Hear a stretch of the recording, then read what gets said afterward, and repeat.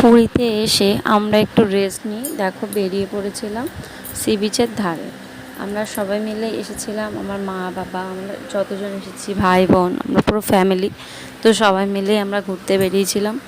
বিকালের পরিবেশটা সত্যিই খুব সুন্দর, তখনও সন্ধে হয়নি, বিকেল বিকেল। দেখো কত ভিড় চারিদিকে, মানে সব থেকে তো সুন্দর সমুদ্রটা লেগেছে, এত ভালো। আমি তো ফার্স্ট টাইম দেখছি, তাই আমি আমার অভিজ্ঞতা শেয়ার করছি তোমাদের সাথে। তার আগে চলো ইন্ট্রোটা দিয়ে নিই।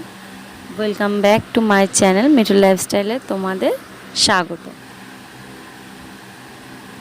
দেখো তোমার দাদা এখানে এসেও আড়ি মুড়ি ভাঙছে। ও এত লাগেজ বয়েছে যে ওর গা হাত পায়ে ব্যথা হয়ে গেছে। তো আমরা এখানে বসেছিলাম, খানিকক্ষণ ঘুরে টুরে সন্ধে হয়ে গেছে।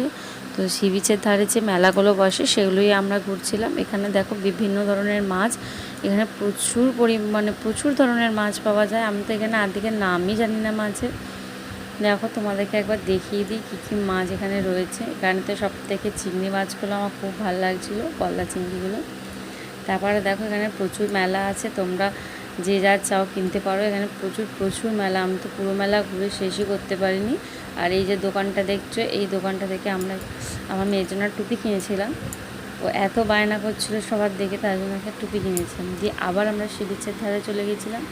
রাত্রিরে সি বিচের ধারে সমুদ্রের ঢেউ দেখতে অসাধারণ লাগে, যারা দেখেছে তারাই জানে। ভিডিওটা ভালো লাগলে please like, comment, share and subscribe করতে ভুলো না।